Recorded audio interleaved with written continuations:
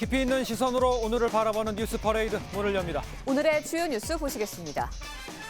윤석열 대통령이 오늘 부친상 발인을 마치고 한미일 정상회의가 열리는 미국 워싱턴으로 출국합니다. 윤 대통령은 외신 인터뷰에서 북핵 확장 억제에 관한 한미일 별도 협의도 열려 있다고 밝혔습니다.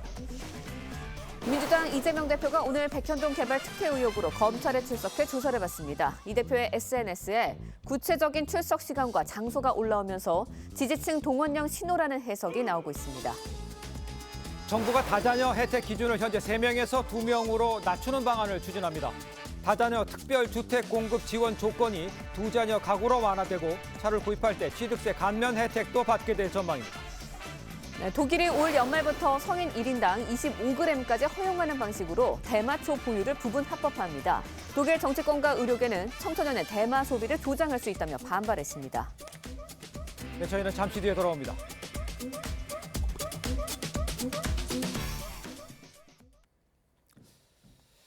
시청자 여러분 안녕하십니까? 뉴스 퍼레이드 시작합니다.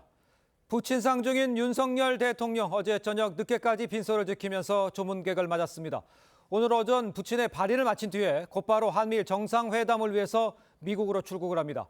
윤 대통령은 이번 정상회의를 앞두고 외신과의 인터뷰에서 북핵 확장 억제를 위한 이 별도 협의체 신설 필요성을 제기하기도 했습니다. 첫 소식 구민성 기자입니다. 윤 대통령은 오늘 오전 부친인 고 윤기준 연세대 명예교수의 발인을 한 뒤 한미일 정상회의가 열리는 미국으로 출국합니다. 대통령실 관계자는 발인은 오늘 오전 9시이고 장지는 경기도의 한 묘역이라고 밝혔습니다. 그러면서 윤 대통령이 최소 인원과 장지에 가서 장례 절차를 마치고 서울에 돌아와 곧바로 미국 출장길에 오를 예정이라고 덧붙였습니다. 윤 대통령은 현지 시각 18일 미 워싱턴 DC 인근 미 대통령 전용 별장인 캠프 데이비드에서 한미일 정상회의를 가질 예정입니다. 앞서 윤 대통령은 블룸버그와의 인터뷰에서 어떠한 경우에도 북한을 핵 보유국으로 인정하지 않겠다고 했습니다. 북핵 확장 억제에 대해선 한미일 사이 별도 협의에도 열려있는 입장이라고 했습니다. 긴밀한 정찰 자산 협력과 북핵 미사일 정보의 실시간 공유가 이루어져야 합니다.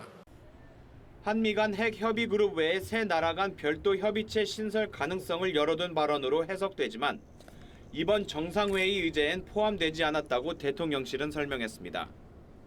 새 정상은 캠프 데이비드 원칙을 발표할 전망인데 인도태평양 지역의 평화와 안정을 위한 협력처럼 지속 가능한 방향성이 제시될 것으로 알려졌습니다.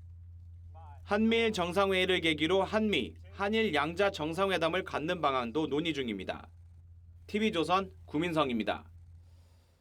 미 백악관은 오는 18일 열리는 이 한미일 정상회의에서 3국 협력 강화 이니셔티브를 발표할 것이라고 밝혔습니다. 존 커비 백악관 국가안전보장회의 전략소통조정관은 현지 시간으로 16일 열린 브리핑에서 한미일은 3국 관계를 새로운 수준으로 끌어올릴 것이라면서 현재를 위한 것뿐 아니라 미래를 위한 것이라고 강조를 했습니다. 그러면서 경제, 외교, 안보 등 다양한 주제가 논의될 것이라고 설명했습니다. 미국 정부가 현지 시간 16일 북한과 러시아 간 무기 거래와 관련한 3개 기관을 제재했습니다. 미 재무부는 러시아의 전쟁을 돕는 북한의 불법적인 금융 네트워크를 색출할 것이라고 강조했습니다. 제재 대상은 러시아의 소재 유한회사 베루스 등 3개 기관으로 미국 내 자산이 모두 동결되고 거래가 통제됩니다. 네, 더불어민주당 이재명 대표가 백현동 개발 특혜 의혹과 관련해 피의자 신분으로 오늘 오전 검찰에 출석합니다. 이 대표는 이틀 전 당원들과 소속 의원들에게 보낸 메시지에서 결백을 주장한 데 이어 어제는 당당히 맞서겠다며 출석 시간을 공개하기도 했는데요. 서울중앙지방검찰청에 나가 있는 취재기자 연결해 보도록 하겠습니다. 한지은 기자, 이 대표 출석을 앞두고 있는데 검찰청 앞 현재 분위기 어떻습니까? 네, 이곳 서울중앙지검 앞은 이재명 대표 출석을 앞두고 이른 아침부터 포토라인 준비 등으로 분주했습니다. 이재명 대표는 자신의 SNS에 올린 사진을 통해 오전 10시 20분쯤 이곳 서울중앙지검에 출석을 예고한 상태인데요. 잠시 뒤인 오전 9시부터 이재명 대표를 지지하는 집회와 반대하는 집회가 인근에서 신고돼 있어 다소 소란이 일 것으로 보입니다. 이재명 대표는 특정경제범죄 가중처벌법상 배임 혐의를 받고 있는데요. 이 대표가 성남시장으로 있던 2015 2015년 옹벽 아파트로 불리는 백현동 아파트 개발 당시 특혜를 줬다는 겁니다. 검찰은 이 대표가 최종 결재권자로서 성남 도시개발공사 참여를 배제해 성남시가 얻을 수 있는 이익을 포기했다고 보고 있습니다. 앞서 이 대표는 대장동과 위례개발사업 배임 혐의로 2차례, 성남FC 3자 뇌물 혐의로 한 차례 검찰에 출석한 바 있습니다.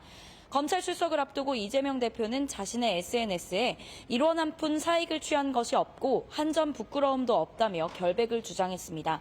검찰은 이 대표 조사를 마치는 대로 구속영장 청구 여부를 검토할 방침입니다. 서울중앙지검에서 TV조선 한지은입니다. 네, 국회 윤리특별위원회는 오늘 제1소위원회를 열어 거액의 가상자산 보유 논란으로 무소속 김남국 의원에 대한 징계안 심사를 이어갑니다. 회의에는 김 의원이 직접 출석해 자신의 입장을 소명할 예정입니다. 김 의원 징계안에 대한 소위 심사는 지난 10일에 이어 2번째인데 윤리위는 이르면 내주 결론을 내릴 것으로 보입니다. 네, 민주당이 의원총회를 열고 혁신안 매듭 짓기에 나섰지만 계파 간의 갈등으로 결국 결론을 내지 못했습니다. 전당대회 투표 비율을 놓고 친명계와 비명계 간의 의견이 엇갈리면서 당 지도부 용태론까지 제기됐는데 이낙연 전 대표는 당 혁신이 길을 잃었다며 이재명 지도부를 공개 비판했습니다. 장세희 기자의 보도입니다.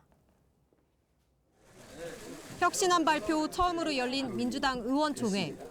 당 지도부가 혁신안 매듭을 위한 토론을 당부했지만 혁신위가 결과가 잘 매듭지어질 수 있도록 의원총회에서도 진지하고 건설적인 대안들이 제시되기를 기대하겠습니다. 비공개 의총에선 계파 간 격론이 벌어졌습니다. 친명계 지도부는 혁신안은 기득권 내려놓기라며 옹호했지만 의원들에게 불리한 혁신안을 냈다고 하여 의원들이 반대를 하면 어떡하냐. 10여 명의 비명계 의원들은 왜 지금 전당대회 투표 비율을 건드리냐며 이 대표가 사퇴하더라도 친명계가 당권을 잡기 위한 것 아니냐고 따졌습니다. 몇 가지 사안이 상대적으로 시급한 문제라고 보기는 어렵다.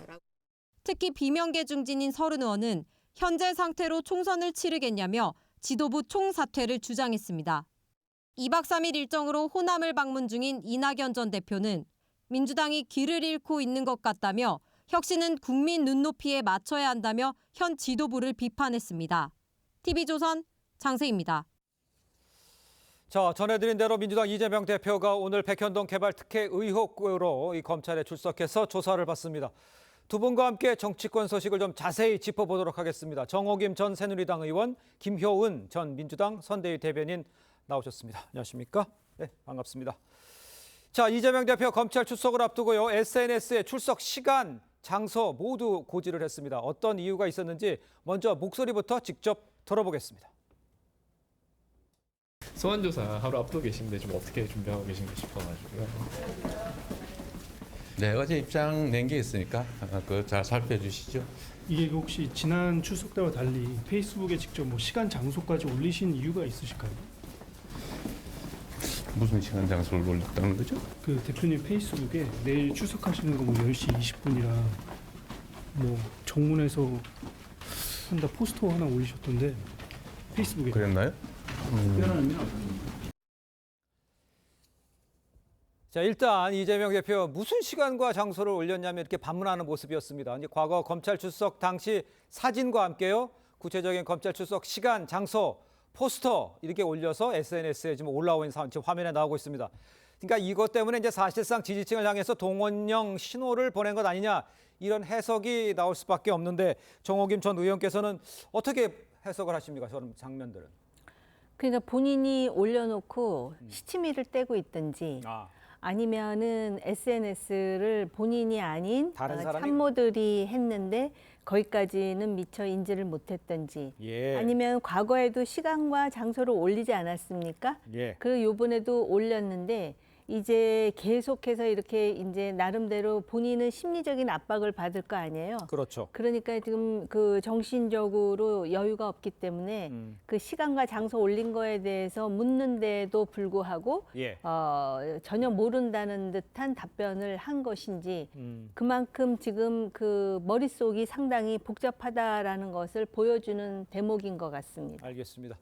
자, 이재명 대표 오늘 네 번째 검찰 출석입니다. 포토라인에서 어떤 발언을 할지도 지금 주목이 되고 있는데 일단 뭐 메시지도 전했고 또 뭐 검찰에 낼 것도 다 공개를 했어요. 어떤 메시지가 또 나올 수는 있을까요? 네 번째 출석이지 않습니까? 그렇습니다. 그간 세 번째 출석에서도 이재명 대표가 현 검찰 정권에 대해서 강력하게 비판을 했습니다. 예. 그랬기 때문에 당연히 오늘 저기에서도요 네. 강하게 비판이 나올 거고요. 예상할 수 있는 것이 엊그저께 입장문을 내면서 명확하게 이 백현동 사안에 대해서 규정을 했습니다. 예. 지금 이렇게 실정을 무마하기 위해서 나를 희생제물 삼아서 지금 이렇게 하고 있다라고 명확히 했고 예. 이거에 대해서 당당히 맞서겠다라고 명확히 밝혔기 때문에 예. 오늘 검찰청에서도 본인의 그 당당한 모습을 보일 것 같고요. 네. 자, 어제부터 기자들에게도 공지를 했습니다. 나 혼자 변호사만 대동하고 출석하겠다. 그러니까 의원들은 나오지 말아라. 이게 얘기를 했고요. 예. 뭐 지지자들이 개별적으로 나가는 것까지 어떻게 막을 수는 없지 않겠습니까? 그래서 이재명 대표가 지금 이 사안에 대해서 당에 부담을 주지 않으면서 예. 내가 이론 한 푼도 받지 않았기 때문에 내가 당당하게 검찰에 나가서 맞서겠다. 이런 그 의지와 메시지를 오늘 검찰청 앞에서도 강력하게 표명할 것으로 보여집니다. 또 한 번 강력하게 표명할 것이다. 그렇게 전망을 해주셨습니다. 자, 그런데 이 대표는 이제 앞서서 이 검찰에 낼 이 진술서 요약본 SNS에 올리면서 이런 한 푼 이익을 취하지 않았고 백현동 의혹의 핵심인 이 부지 용도 변경 박근혜 전 대통령의 지시로 했다 이렇게 주장을 했습니다. 묵비권 행사를 위해선 포석이다 미리 이렇게 알린 것이 포석이다 이런 해석도 나오는데 검찰 조사에는 어떻게 임할 건지 그런 걸 좀 예측을 좀 해보실 수 있을까요? 이미 그 자기의 입장을 예. 이렇게 내놓고 묵비권을 행사한 사례가 있기 있었죠. 때문에 예. 또 이제 그렇게 되풀이하려고 하나라고 생각할 수도 있는데 네. 이미 이것이 이제 네 번째 소환이라는 말씀을 하셨잖아요. 그렇습니다. 그런데다가 박근혜 전 대통령의 지시라고 주장을 했는데 예. 그때 이미 그 국토부에서도 실제로 이 종을 변경하는 것과 관련해 갖고 성남시에 압박을 가할 상황이 아니었음을 몇 차례고 분명히 한 상황입니다. 네. 그런데 어쨌든 이 백현동 아파트 건설을 보면은 도대체 무슨 이유로 그 시행업자와 또 중간에 로비스트에게 이렇게 많은 이익을 주었는지 그러다 보니까 이제 배임 얘기가 나오는 거거든요. 네. 본인은 이런 한 푼 받지 않았다. 지금 현재 외견상으로 보면 이런 한 푼 받지 않았는데요. 예. 실제로 이렇게 종상향, 즉 자연 녹지에서 준 주거 지역으로 4단계나 올려줬습니다. 그렇게 함으로써 엄청난 그 소위 용적률이 올라갔습니다. 그렇죠. 그럼에도 불구하고 성남도시개발공사가 여기에 기여할 것이다라는 전제가 있었습니다. 처음에는. 그런데 2016년 1월에 그 전제를 쑥 빼고 그 뺀 것에 대해서 그냥 결재를 해갖고 참모인 유동규도 몰랐다라는 거 아닙니까? 네. 그러면은 성남도시개발공사가 개입할 것 같이 하다가 뺐다라는 거는 예. 그만큼 민간업자에게 훨씬 더 많은 이익을 주는 거거든요. 그런데다가 애초에 이게 임대 아파트로 짓기로 했다가 결국 나중에는 임대율은 10% 나머지는 민간 분양으로 하는 겁니다. 그렇죠. 그러다 보니까는 시행업자가 3천억 원이 넘는 이익을 받고 예. 그다음에 중간에 이제 그 로비를 한 김모 씨의 경우에는 뭐 처음에 200억을 요구하면서 100억은 내 몫이고 즉 김인섭의 몫이고 예. 나머지 100억은 두 사람에게 따로 가게 돼 있다라고 얘기했다라는 거예요. 그러니까 거기까지만 지금 얘기가 나오고 어찌됐든 간에 재판을 하는 과정에서 예. 이재명 대표는 나는 한 푼도 안 받았다 그러는데 왜 이재명이란 사람은 특정인에게는 이렇게 천사가 되는가? 이게 만약에 성남시 전체를 위해서 성남시의 어떤 그 아파트가 없는 사람을 위한 그런 일련의 대책이었으면 이해가 가는데 예. 이런 것이 과거에 대장동 때도 있지 않았습니까? 성격은 좀 달리하지만 그렇기 때문에 뭐 묵비권 행사하고 미리 자기의 상황을 자료로 해서 제출하고 또 시간과 장소 이렇게 써서 올리는 것. 자기는 몰랐던 것처럼 시치밋대지만 보기에 따라서는 내 지지자여 나와서 나를 좀 응원해 주세요. 기밖에라고 생각할 수도 있는 거 아니겠습니까? 알겠습니까? 그러니까 이제 그 내용이 이미 전달을 했고 그러니까 여론전에 좀 집중하는 모습을 보이면서 묵비권을 행사할 것이다 이렇게 좀 전망을 해주셨는데 일단 검찰은 고강도 조사를 준비하는 모습입니다.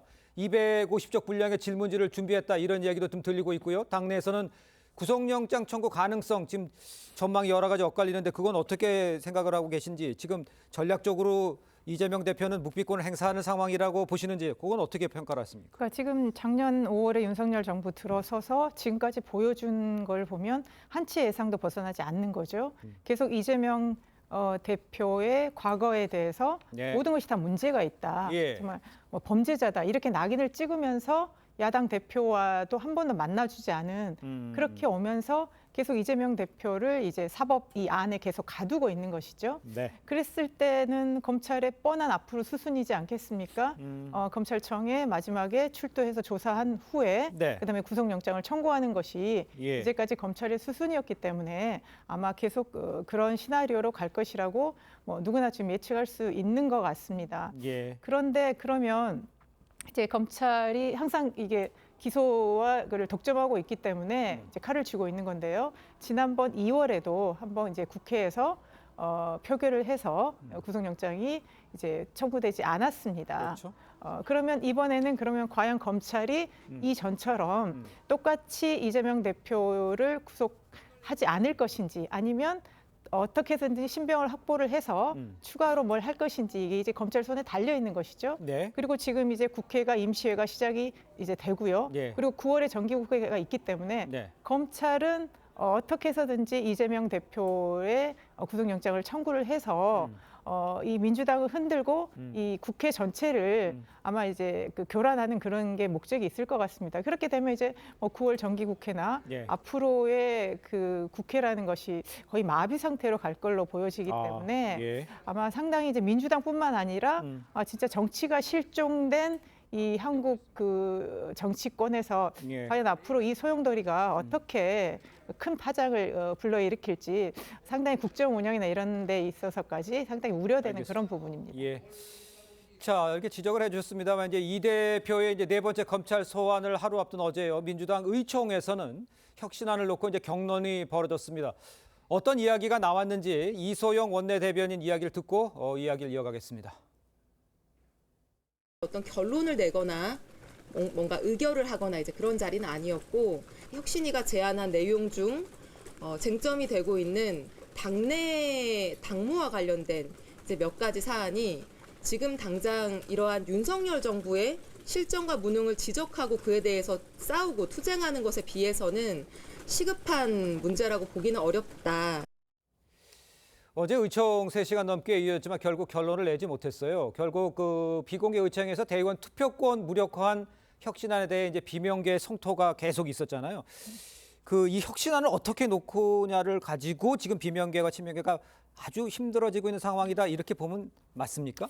그러니까 저는 이 혁신안을 두고 특히 민주당의 앞으로의 나아갈 방향을 가지고 네. 자꾸 이제 당내 갈등이다 이런 부분만 그 부각되는 게 좀 안타까운 현실입니다. 그렇게 예. 또 보일 수밖에 없는 게 민주당이 상당히 민심과 멀어졌다. 그래서 다시 민주당 다음을 회복하기 위해서 예. 혁신위를 구성하자고 의원총회에서 결의를 했는데 예. 과연 그 이후에 만들어진 혁신위가 제대로 그 임무를 수행했는지, 그리고 혁신위가 서둘러서 이렇게 해산하고 나서 낸 안에 대해서 과연 그런 민주당 구성원들이 합의를 할 수 있는지 그런 부분에 있어서 상당히 의문을 던졌기 때문에 네. 이제 혁신위는 처음에 만들어질 때부터 그리고 끝나고 결과물까지도 상당히 이제 당내 혼란이 일어날 수밖에 없는 그런 상황인데요. 예.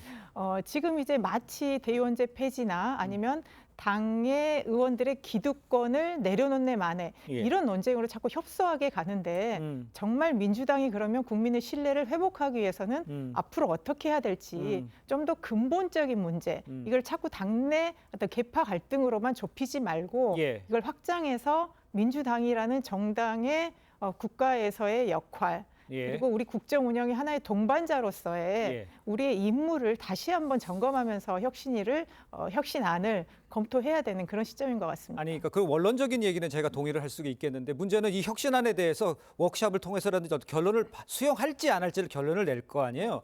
그것 때문에 지금 부딪히고 있는 거 아니에요? 이 혁신안은 그럼 어떤 식으로 처리가 될 것 같으세요? 글쎄요, 이게 타협을 해야겠죠. 왜냐하면 이제까지 항상 당내에서 한 사안을 가지고 두 개 상반된 입장이 계속 부딪혔지 않습니까? 그러니까요. 이재명 대표의 거취 문제랄지 여러 가지 것들이 있었기 때문에 이것도 하나의 연장선상입니다. 그렇기 때문에 이거를 서로 협의를 해서 타협을 할 수밖에 없는 거지 이걸 가지고 파행을 한다? 그렇게 가는 거는 내년 총선을 앞두고 당내에 매우 심각한 문제를 발생하기 때문에 저는 어느 정도 봉합하지 않을까 이렇게 예상하고 있습니다. 절충점을 찾을 것이다. 이렇게 좀 예상을 해본다. 이렇게 좀 짚어보겠습니다. 자, 이런 가운데 이제 지도부 총사퇴론까지 나왔다고 하는 이야기가 들립니다. 이재명 대표 체제로는 총선을 치르기 어렵다. 이런 목소리가 나오고 있다는 거겠죠. 이 대표 거취 문제 앞으로 어떤 식으로 흘러갈지 이런 건 좀 예측을 하실 수가 있으세요? 네, 그러니까 시나리오를 가지고선 소설을 쓸 수밖에는 없습니다. 예, 정치판이라는 게 그렇죠. 하도 동물 같아서. 예. 그런데 제가 볼 때는 지금 이제 혁신위는 끝났지만 네. 아마 애초부터 목표는 대의원제를 없애고 가는 게 유일한 목표가 아니었나. 그러니까는 그런 여러 가지 사달이 있음에도 불구하고 그거 하나는 던져놓고 갔는데 지금 그걸 가지고 내부에서 일련의 권력투쟁 같은 게 일어나는 거 아니에요? 네. 그리고 이재명 대표로서는 어떻게 해서든지 대의원제는 없애야겠다. 이게 지금 당장 내년 총선하고 관련되는 것도 아니지만 네. 이런 생각을 하고 있는 것 같은데요. 만약에 8월에 만약에 이재명 대표와 관련해서 체포 동의안이 올라온다면 그때는 뭐 회기를 쪼개서라도 본인이 불체포 특권을 약속한 만큼 해보겠다라는 얘기가 민주당에서 나와요. 그런데 이제 백현동뿐만이 아니라 쌍방울 문제도 있잖아요. 그렇죠. 그 검찰로서는 확실하게 구속영장을 발부하기 위해서는 뭔가 정황적이라도 정말 빼도 박도 할 수 없는 그런 근거를 가지고 해야 되지 않습니까? 이런 상황인데 시간이 흘러서 이제 9월이 되면은 이때는 이제 그냥 회기가 그대로 이어지기 때문에 소위 이제 체포 동의안이 날아오게 되면 국회 내에서 뭔가를 해야 된다는 겁니다. 이때 이제 이재명 대표가 어떤 태도를 취하느냐가 매우 중요한데 예를 들어서 본인이 불체포 특권 포기하겠다라고 나갔어요. 나갔는데 영장이 발부되지 않잖아요. 그러면 당내에서 이재명이라는 정치인의 입지가 굉장히 커질 거예요. 그런데 그게 안 되고 예를 들어서 여기서 불체포 특권이 받아들여지지 않고 체포 동의가 돼서 영장까지 나왔다. 그러면은 본인은 이제 그렇게 되면은 소위 이제 그 뭡니까 감옥에서 뭐 공천을 하느니 뭐 이런 얘기까지는 나오지만 이렇게 되면은 이제 민주당의 상당한 이제 혼선이 이루어지는데요. 민주당은 어쨌든 바닥까지 가서 혼선이 이루어져서 뭔가 새로운 기류가 흘러야만 살아날 수 있다라고 저 제 3자로서 볼 때 그렇게 보여요. 알겠습니다. 자, 이런 분석도 해주셨습니다만 이 당이 어수선한 가운데 이낙연 전 대표의 행보 이것도 사실 좀 주목이 되고 있습니다. 민주당의 혁신의 길을 잃었다 이러면서 제2의 DJ가 필요하다 이렇게 말을 했습니다. 의미를 어떻게 해석을 해야 될까요, 이건? 그러니까 이제 또 뭐 이낙연 전 대표에 대해서 또 곱지 않은 시선을 가진 분들은 뭐 자기 정치하신다 뭐 이런 얘기도 할 수 있겠지만 저는 지금 국무총리를 하고 당 대표를 지낸 분 입장에서 지금 국회나 대한민국이 얼마나 한심하겠습니까? 저 개인 국민 입장에서도 엊그저께 광복절에 대통령이 광복절 메시지로 거의 무슨 우리 뭐 공산당 무찌르자 공산당 이런 수준의 얘기를 했고요. 그날 똑같이 야당 대표는 본인의 사법 리스크에 대해서 또 목소리를 냈습니다. 그러면 과연 우리 이렇게 어려운 상황에서 우리 정치와 대통령이 이렇게 가야 되는가? 저는 이낙연 전 대표 입장에서는 상당히 이 상황이 심각하게 보여졌을 거고요. 민주당 혁신위에서도 도덕적 권위를 잃었기 때문에 그리고 길을 잃었다고 얘기를 했는데 이낙연 전 대표는 이전에도 그렇게 얘기했습니다. 민주당의 가장 시급한 두 가지는 도덕성 회복과 당내 민주주의라고 얘기했기 때문에 그 혁신의 방향을 그렇게 잡아야 된다라고 다시 한번 말씀을 하신 거고요. 이제 제2의 DJ 정신은 이낙연 전 대표가 당신이 정치의 시작이 원점이 김대중 전 대통령이라고 얘기를 했고요. 특히 지금 우리가 열강 속에서 한반도의 명운이 굉장히 백척간도에 달려있는 이 상태에서 DJ는 과거에 북한이나 주변 사관과도 어느 누구하고도 척지지 않고 대한민국 외교를 잘했다. 특히 이제 DJ의 여러 가지 공로 중에서도 외교 문제 이거를 더 강조를 하면서 제2의 DJ가 필요하다. 이렇게 말씀하신 것 같습니다. 알겠습니다. 자, 다음 소식도 좀 짚어봐야 할 것 같은데요. 8월 임시국회 첫날인 어제요. 국회 행정안전위원회 이 잼버리 파행 책임을 놓고 여야가 대치를 하면서 결국 26분 만에 파행했습니다. 영상으로 먼저 만나보겠습니다.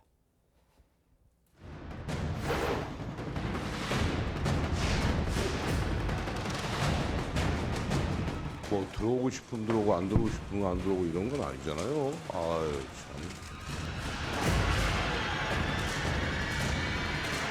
참. 여야 간사 간에 합의되지 않은 의사 일정에 대해서 의사 일정에 기반한 일방적인 회의 진행은 멈춰 주십시오. 합의했잖아요. 이미 공지했잖아요. 정부 부처나 그 사이에 네? 잼버리 파행이라는 추후에 돌출적 논의해야 할 상황이죠. 그거는. 발언 중에 좀 조용히 해주십시오. 사장이 행안부 장관은 왜 안 나오는 겁니까? 결국은 윤석열 정부에게 잼버리의 모든 책임을 떠넘기겠다는 여전히 전 정부 탓 그리고 전라북도 탓을 하기 위해서 그 책임을 회피하고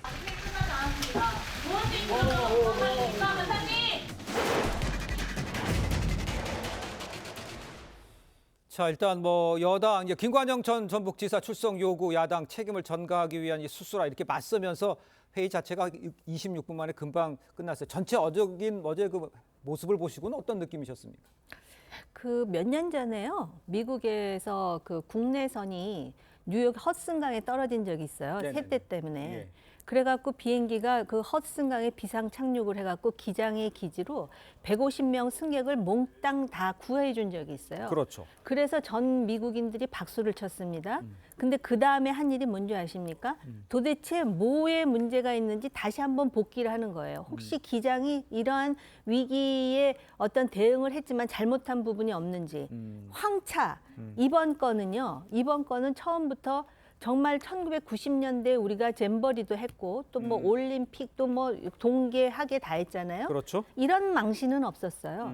그렇다면 이거는 당연히 복귀를 해야 되는 것이고 네. 그 복귀의 객체는 조직위와 집행위가 돼야 되는 것이 맞고요.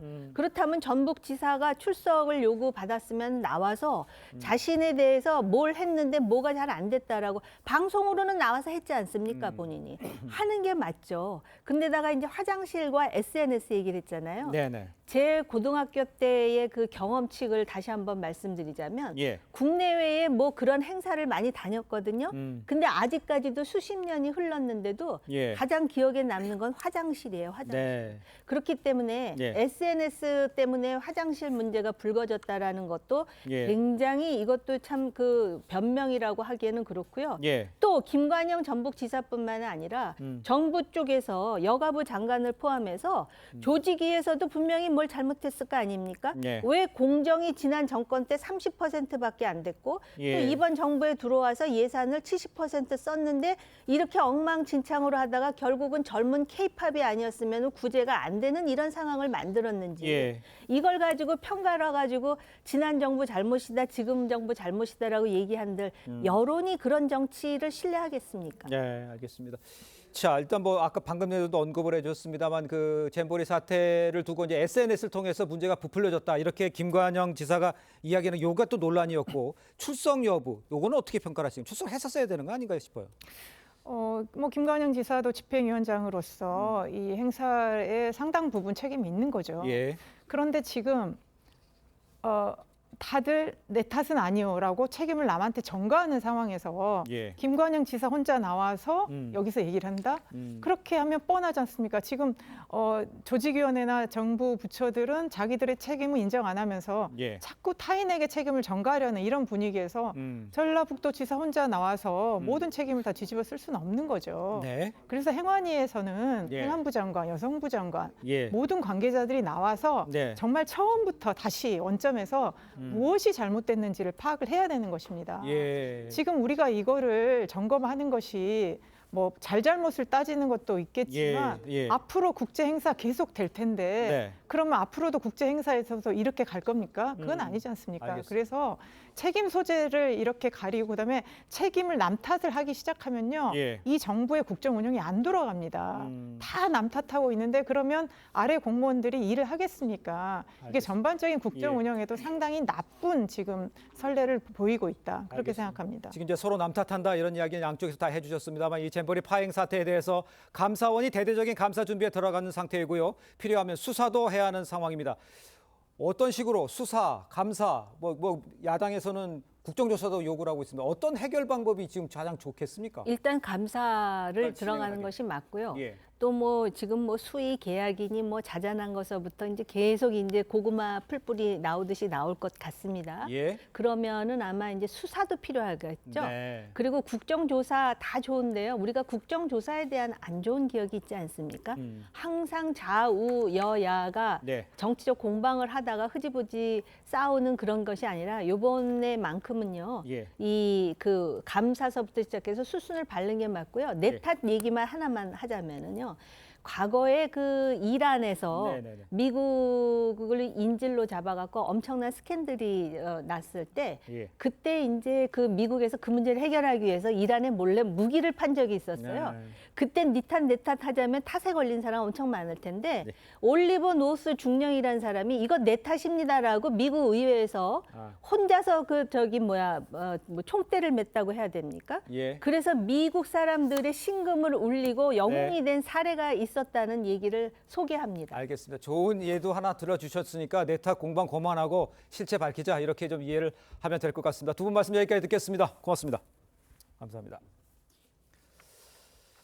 자, 그대가 조국 등이요. 일부 그대가 조국이라는 제목의 이제 영화가 있었죠. 일부 영화가 흥행 순위를 끌어올리려고 관객 수를 조작했다 이런 의혹이 사실로 확인이 됐습니다.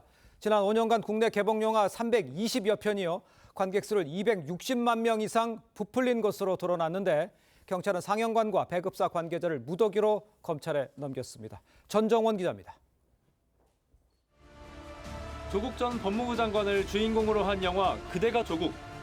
지난해 5월 개봉해 누적 관객 수 33만 명을 기록하며 다큐멘터리 영화로는 상당한 흥행 성적을 거뒀습니다. 그런데 상영관과 배급사가 짜고 관객 수를 조작한 결과로 경찰 수사에서 드러났습니다. 영화 그대가 조국은 아침 6시에도 300석 넘는 좌석이 매진되는 등 새벽 영화 3편 중 1편이 비정상적으로 발권된 정황이 포착됐습니다. 지난해 8월 개봉해 205만 관객을 끌어모은 재난영화 비상선언과 2021년 비와 당신의 이야기도 유독 새벽 시간대에 매진이 많았습니다. 이들 영화도 상영관과 배급사 관계자가 심야 시간대에 영화표를 사재기에 관객 수를 부풀린 겁니다. 경찰이 지난 5년간 국내 개봉 영화 가운데 조작이 의심되는 462편을 조사했더니 323편이 실제로 2만 명 이상 관객 수를 조작한 것으로 나타났습니다. 관객 순위가 흥행에 큰 영향을 주다 보니 조작까지 한 건데 부풀려진 관객 수는 267만 명에 달했습니다. 좀 배신당한 느낌이 될 것 같고 또 돈하고 시간 둘 다 너무 아까운. 경찰은 상영관 3곳과 배급사 24곳 관계자 69명을 업무방해 혐의로 검찰에 넘겼습니다. TV조선 전정원입니다. 자, 고 노무현 대통령의 이 명예를 훼손한 혐의로 기소된 이 국민의힘 정진석 의원에게 1심에서 실형을 선고한 판사. 현직 판사 신분으로 SNS에 정치적 성향을 내보이는 이 글을 올렸던 것으로 알려져 지금 논란입니다. 네, 관련 내용 정혁진 변호사, 서연희 변호사와 함께 자세히 짚어보도록 하겠습니다. 안녕하십니까? 네, 반갑습니다. 변호사님, 과거에 대학교 시절에, 고등학교 시절에 글을 올리는 것들은 이해할 수 있겠습니다만 글쎄요, 판사를 하고 있으면서 이런 정치적 성향을 드러냈다? 이거를 어떻게 이해해야 됩니까? 일단 이건 말이 안 되고요. 왜냐하면 판사는 특별합니다. 사람이 특별한 게 아니고요. 자리가 특별한 거예요. 왜냐하면 판사는 판단하는 자리에 앉아 있는 사람 아니겠습니까? 그다음에 그것도 그냥 판단이 아니에요. 승패를 갈라줘야 되는 판단이에요. 그러니까 누군가는 패소 판결을 받을 수밖에 없고요. 그렇기 때문에 판사는 기본적으로 욕먹는 자리예요. 비난받는 자리예요. 그렇기 때문에 판사는 공정해야 될 뿐만 아니라 공정해 보여야 되기도 하는 거죠. 그렇기 때문에 법관 윤리 강령이라고 있거든요. 여러 가지 규정들이 있는데 그중에 제가 4조 5항을 찾아보니까 판사는 법관은 구체적인 사건에 관해서는 아주 특별한 경우를 제외하고는 예. 공개적으로 논평하거나 그 의견 표명을 하면 안 된다 이렇게 되어 있는데 저는 이제 구체적 사건뿐만 아니라 정치적인 견해도 마찬가지다라고 생각을 합니다. 아, 네. 판사는 자리가 특별하다라고 이야기를 해주셨는데 해당 판사 이제 올해 현재 재판부로 이동한 후에 자신이 법관이 된 이후에 썼던 SNS 글들을 좀 삭제하고 그런 일들을 한 것으로 좀 알려졌습니다. 해결될 문제라고 보시나요? 어떻습니까? 지금 현재 해당 판사가 2023년 이제 3월경에 서울중앙지방법원으로 예. 이직을 하면서 판사 재직 시절에 올렸던 SNS 글을 삭제한 사실에 대해서 예. 어떠한 동기로 이제 이렇게 하였을까라는 의문이 증폭하고 있습니다. 예. 근데 저는 이제 법조인의 일원으로서 SNS 글 게시글을 삭제하는 것에 대한 주관적 동기를 저희가 판단하기 좀 어렵다라고 생각을 하고요. 네. 이 SNS 글을 게시하고 나서 또 삭제한 부분에 대해서는 실제적으로는 그게 정치적인 성향 그리고 정치적인 네. 판결에 영향을 미쳤을 거라는 그 의혹 때문에 문제가 되고 있는 것이잖아요. 네. 그렇다면 해당 판결이 과연 정치적인지를 조금 검토하는 것이 핵심적인 이슈라고 생각을 합니다. 예. 알겠습니다. 자, 네. 그런데 이제 논란이 처음이 제기됐을 때 법원은 좀 인신공격성 비난 등은 받아들이기 어렵다 이렇게 말은 했지만 이제 실체가 자꾸 다 드러나니까 조사를 해보겠다 이렇게 얘기하고 있어요. 조사 결과 나오면 어떻게 됩니까?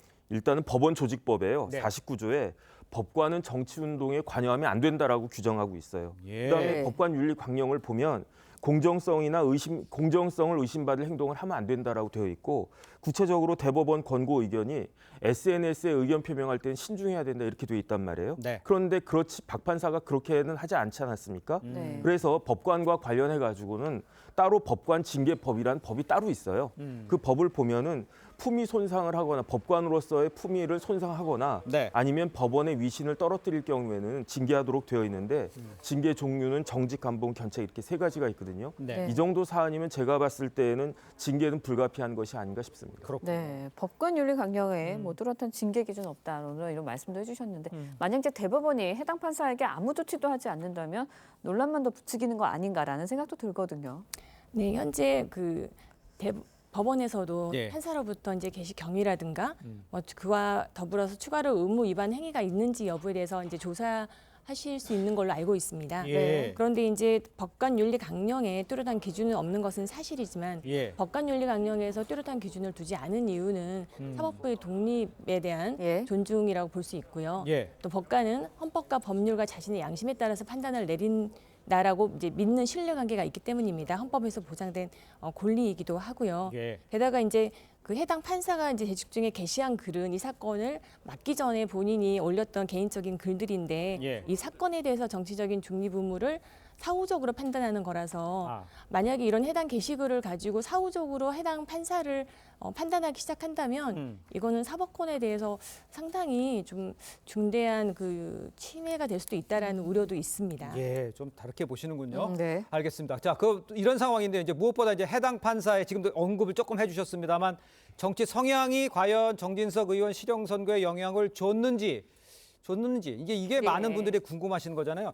이런 것들은 어떻게 따져볼 수가 있는 겁니까? 일단은 검찰이 벌금으로 약식 구형을 했는데 네. 판사가 직권으로 정식 재판에 회부하고 그다음에 집행유예도 없는 실형을 선고한다. 이거는 제가 사실 본 적도 거의 없는 굉장히 이례적인 상황이긴 하고 그렇군요. 그렇기 때문에 그 기존의 판사의 그 담당 판사의 그 SNS가 예. 영향을 미친 것이 아닌가 이런 의심을 받기에 충분한 것도 사실인데 예. 그런데 여기서 좀 그 객관적으로 사실관계를 찾아보면요. 네. 정식 재판에 회부한 것은 다른 판사였어요. 네. 왜냐하면 정식 재판에 회부된 게 제가 찾아보니까 작년 11월 15일인데 해당 박 판사가 지금 중앙지법으로 전보된 거는 올 2월 달이거든요. 그러니까 판사가 달라요. 그다음에 혐의가 많은 사람들이 노무현 대통령의 사자 명예훼손만으로만 생각하는데 예. 그런데 부부싸움을 뭐 거울 보고 혼자 합니까? 그러니까 결국은 그 여기에 권 여사도 포함이 되는 거고 권 여사에 대해서는 사자 명예훼손죄가 해당이 될 수가 없잖아요. 그런데 권 여사에 대해서는 어떤 혐의가 그 해당이 될 수가 있냐면 정보통신망법의 허위 사실에 의한 명예훼손죄가 해당이 된다고요. 이 두 가지 범죄가 같이 엮여져 있기 때문에 그런데 그 정보통신망법에 따른 그 형은 7년 이하 징역이기 때문에 가벼운 게 아니거든요. 네. 그다음 제가 양형 기준 찾아봤더니 예. 이런 경우에는 기본적으로 6월 이상 1년 4개월까지 그 기본적으로 예. 형을 그 선고할 수 있도록 이렇게 되어 있기 때문에 그렇기 때문에 만약에 박 판사가 자신의 정치적 성향을 예. 그 드러내지 않고 이렇게 실형을 내렸으면 예. 여기에 대해서 할 말이 충분히 있었을 텐데 본인이 SNS로 이런 이야기를 했기 때문에 그렇기 때문에 많은 사람들과 그 본인과 네. 그다음에 법원 자체에 대한 그 불신을 자초하게 된 거고 지금 쓸데없는 이런 사회적인 논란도 발생시킨 것이 아닌가 이 부분에 대해서는 거기에 책임을 져야 되는 것이 아닌가 생각이 듭니다. 네, 대법원장 교체 시기를 대법원장 교체를 앞둔 시기이기 때문에 또 이것이 이제 청문회 등을 통해서 논란이 또 쟁점화되지도 않을까, 정치적인 쟁점화가 되지 않을까라는 우려도 나오고 있거든요. 거기에 대해서는 어떻게 보시나요? 네, 맞습니다. 법조계에서도 지금 대법원장 교체라는 민감한 이슈가 있는 시기에 그러니까요. 이렇게 정치적인 성향 여부에 관해서 여야의 이제 논쟁이 거세지고 있거든요. 그래서 자칫 잘못하면 이게 이제 사법부의 정치적 독립 그리고 사법부의 정치적 중립과 사법부의 독립을 건드리는 이슈로 번질 수 있다는 점에서도 법원뿐만 아니라 법조계에서도 우려하는 기류가 있습니다. 그러니까요. 그러니까 법관이 과연 네. SNS에 어느 정도까지 글을 올릴 수 있는 건지 요거에 대한 규정도 좀 필요해 보이는 상황입니다. 자, 두 분 말씀은 여기까지 듣겠습니다. 고맙습니다. 고맙습니다. 감사합니다. 네, 우리나라 출산율이 세계 꼴찌 수준이다 보니까요. 최초의 인구 소멸 국가가 될 암울한 전망도 나오고 있는 상황입니다. 네, 결국 정부가 다자녀 기준을 현재 3명에서 2명으로 내려 다양한 혜택을 주는 방안을 추진합니다. 하지만 정책 전환이 너무 늦었다는 지적도 나오고 있습니다. 신경희 기자의 보도입니다. 딸, 아들 구별 없이 둘만 낳아 잘 키우는 것은 경제 수준을 높이는 문화운동입니다. 정부는 1960년대부터 강력한 산하 제한 정책을 폈습니다. 소득 수준이 높아지면서 출산율은 계속 하락했지만 산하 제한은 1996년까지 계속됐습니다.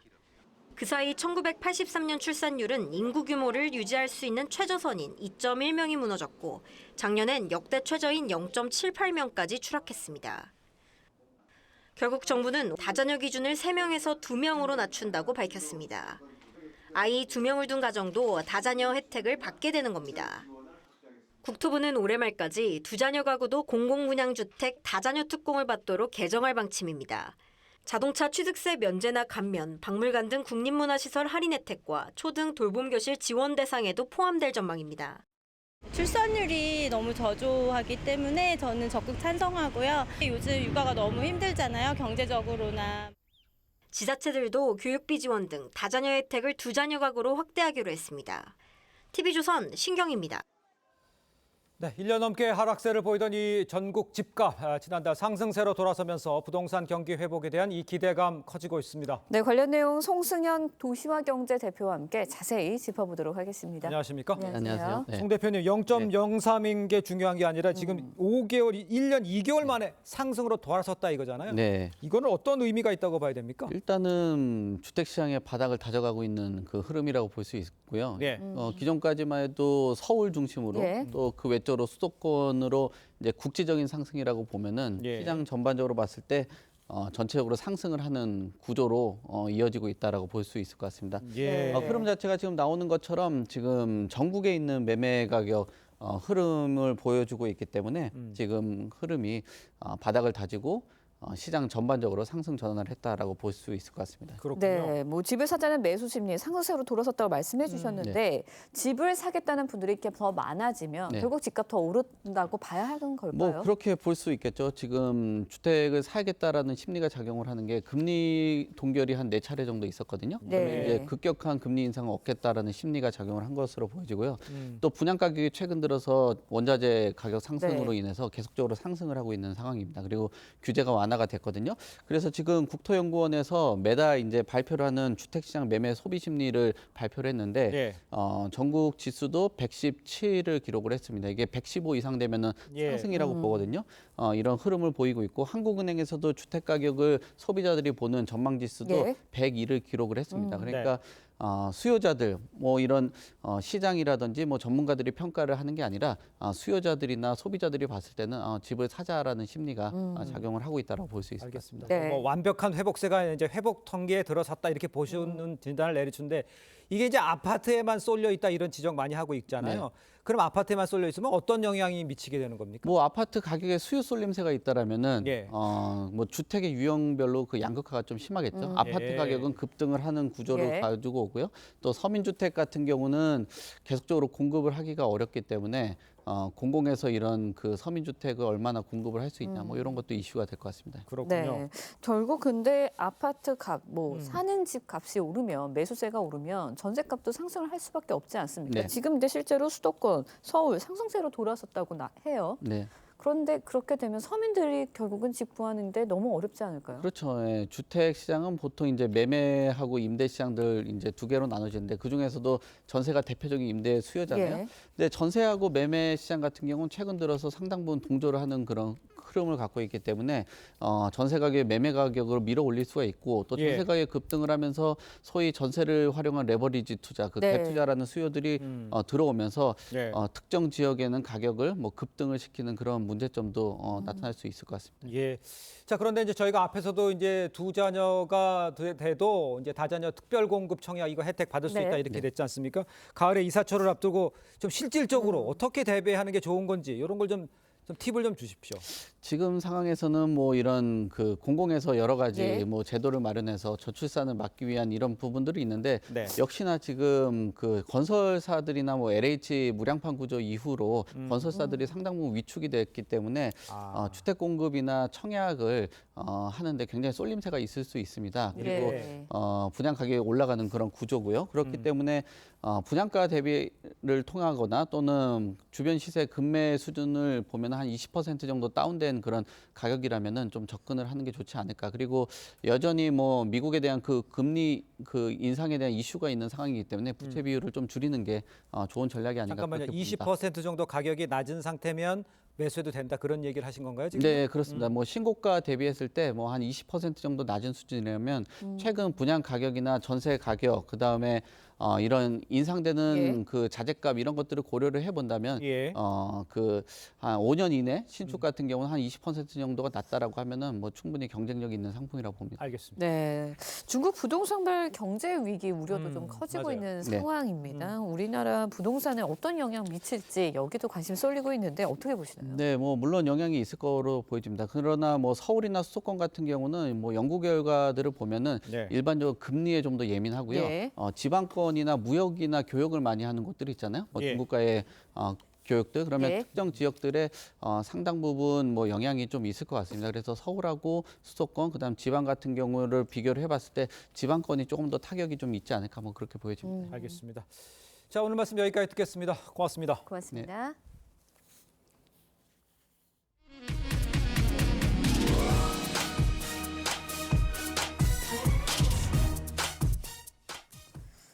네, 독일 정부가 성인 1인당 대마초 보유를 25g까지 허용하는 방식으로 대마초를 부분 합법화하기로 했습니다.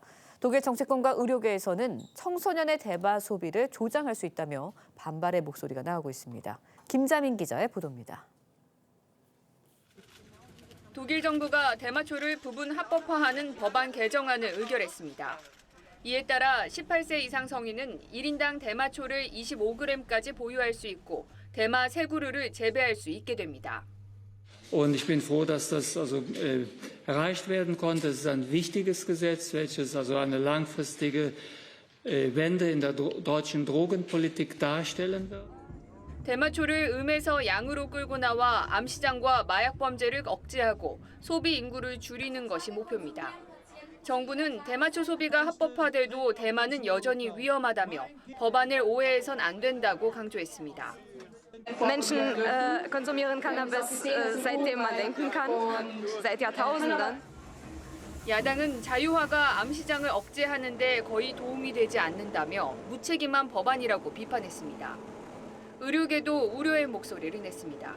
Zwingend der Fall, aber es ist eine Substanz, die sich auf Nervenzellen auswirkt.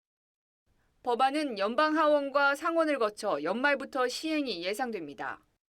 외신은 다른 유럽연합 국가들도 대마초 합법화를 연쇄적으로 추진할 가능성이 있다고 내다봤습니다. TV조선 김자민입니다. 네, 렌즈에 담긴 그 순간 그 의미를 짚어보는 시간이죠. 사진기자가 선택한 아침의 한 장입니다. 오늘은 조선일보 사진부 고운호 기자와 함께합니다. 안녕하세요. 안녕하십니까. 오늘 아침에 볼 사진 어떤 건가요? 네, 오늘 볼 사진은 우크라이나 스카우트 대원들이 롯데월드타워 전망대를 찾아 기념사진을 촬영하는 장면입니다. 얼마 전 막을 내린 잼버리에는 우크라이나 대원들도 참석했는데요. 아직 한국에 남아서 서울 곳곳을 둘러보고 있습니다. 전망대를 찾은 그들을 직접 만나봤습니다. 현장의 사진들 함께 보시죠. 서울 전경을 배경으로 인증샷을 찍는 모습이 여느 청년들과 다르지 않습니다. 우크라이나 대원들은 한국으로 오는 경비를 마련하기 위해 국민들에게 후원금도 받고 아르바이트도 했다고 합니다. 전쟁 중인데도 이곳에 온 이유는 세계인들에게 평화의 메시지를 전달하기 위해서라는데요. 한 대원은 참혹한 전쟁을 이겨낸 한국의 저력에 감탄했다며 우리도 한국처럼 해낼 수 있다는 희망을 얻었다고 말했습니다. 이들은 오늘 19일까지 한국에 머물며 학교도 방문하고 민속촌도 찾을 예정이라고 합니다. 네, 잼버리가 끝났어도 프로그램이 계속되고 있는 건데 다른 나라 스카우트 대원들은 무엇을 하고 있나요? 네.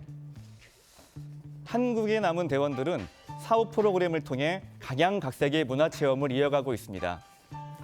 속리산 법주사에서 템플스테이에 참가한 독일 스카우트 대원들 8명이 퇴소식을 앞두고 머리를 삭발해 화제입니다. 한 소녀 대원이 타인을 위해 기도하는 스님의 삶에 감동받아 출가하겠다는 마음을 삭발로 대신했는데요. 이어 다른 대원들도 동참한 겁니다. 대원들은 우크라이나 전쟁 희생자를 위해 108배를 하고 북과 종을 두드리며 세계 평화를 기원했습니다.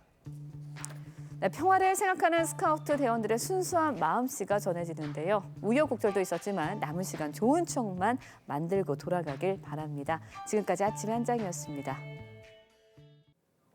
오늘도 무더운 날씨가 예상됩니다. 동해안을 제외한 대부분 지역에 폭염특보가 유지 중이고요. 체감 온도는 33도 이상 오르겠습니다. 습도가 높기 때문에 온열 질환에 걸릴 위험도 큽니다. 수분 섭취 자주 해주시고요. 낮 시간대는 되도록 실내에 머무르시는 게 좋겠습니다. 오후부터 저녁 사이에는 소나기 구름이 발달하겠습니다. 비의 양은 5에서 60mm 정도가 되겠고요. 전남 동부와 영남 지역으로는 시간당 30mm 안팎까지 강하게 쏟아질 수 있겠습니다. 오늘 구름 사이로 볕이 강하게 내리쬐겠고요. 동해안과 경남 남해안에서는 높은 너울을 주의하셔야겠습니다. 또 당분간 강원 산지로는 안개가 짙게 끼겠습니다. 낮 최고 기온은 서울과 광주가 32도, 대전과 대구는 31도까지 오르겠고요. 강릉은 29도 보이겠습니다. 당분간 30도를 웃도는 폭염은 계속될 전망이고요. 소나기도 잦겠습니다. 날씨였습니다. 네, 목요일 아침 뉴스 퍼레이드 마치겠습니다. 네, 저희는 내일 아침 7시 30분에 다시 찾아뵙겠습니다. 시청해주신 여러분 고맙습니다.